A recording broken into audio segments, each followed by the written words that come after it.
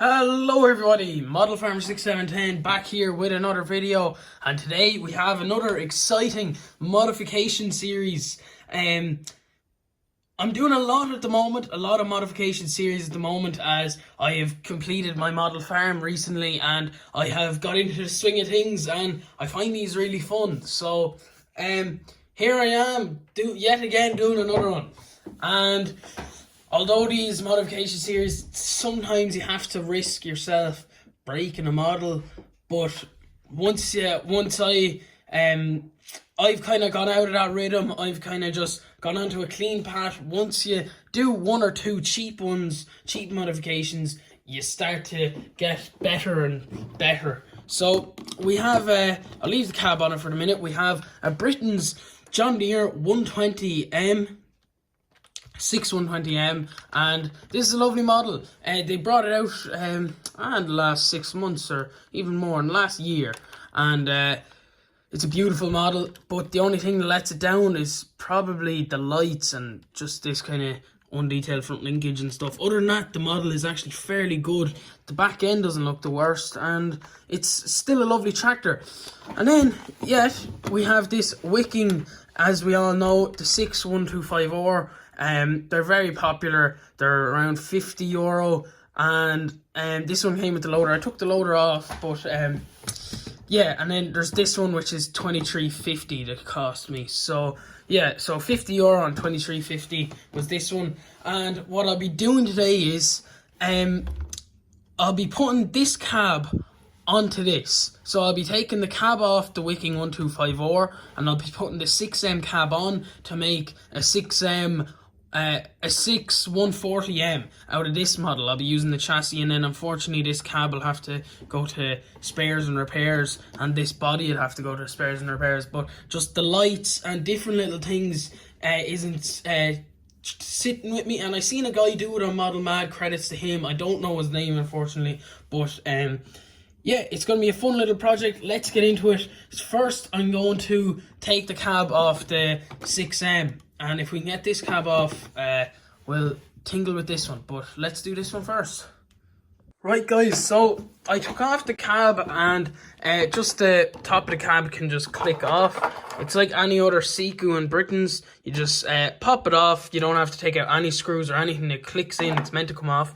And I put the back end of it into a bowl of boiling hot water, and I was able to take off the tires. And I only uncovered one screw, which is just under there, but it actually hasn't done anything. So there's a lot of these pins, and there's a pin in there, just if you can see it there. It's a little silver thing, and it is basically holding this down. So I might drill into it. I just drill it and break it, and then should be able to pull this off. There's nothing else tying it down, so I'm going to be careful, and I'll just show you that as well. Right, guys, this is what I've left. So the cab was actually fairly straightforward to take off.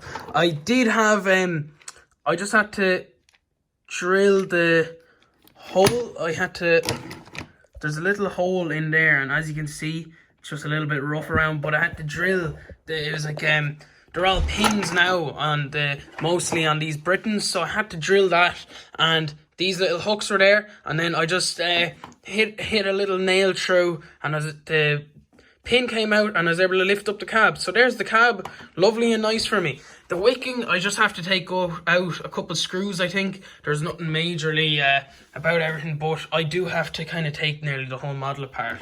So I'm going to put the wheels back on the 6M, and then that's kind of, it'll be just left like that. I could use it for a chassis for a different model or something, but for the minute we don't need this at all. So yeah, we're using that cab.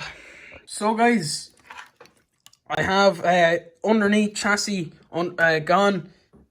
Here it's there, and I see there's screws under the mudguards, so I'm going to take them out, and if it doesn't come off, I'm sure them screws have something got to do with holding in the cab, and I shouldn't have to touch anything else, and I can put this cab on. Hopefully it fits on lovely, and we can all be done with it.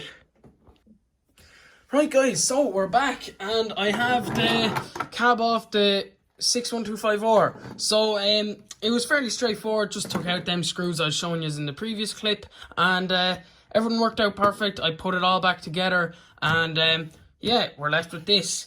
And since we have this and we have this, so essentially for the rest of this video we actually don't need these.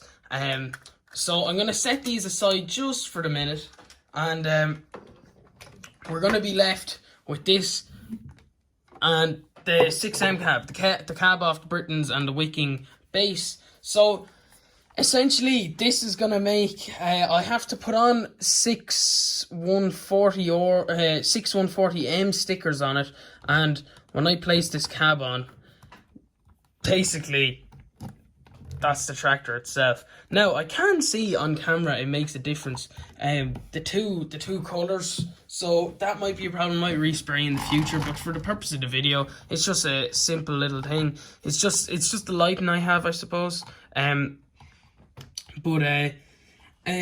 Yeah, I'm gonna heat up the glue gun, and I'm gonna just glue basically just the base here onto the here, and I'll put realistic beacons on it, and then I'll showcase it. But that's pretty much it, guys, and let's get to it. Right, guys, so I've turned on the flash here just to give a more detailed perspective on the model. But here we are, the finish of the small little modification series we had today. So we had a Wiking 125R, and we had a 120M by Britons, and we put the 120M cab on, and it's made a 140M, a 6140M, which are very popular, which essentially, if you aren't kind of in the flow of John Deere's, or maybe aren't that into them, these the backlights is the main change on it, and kind of the cab kind of is a bit different with the split in the windscreen there and stuff.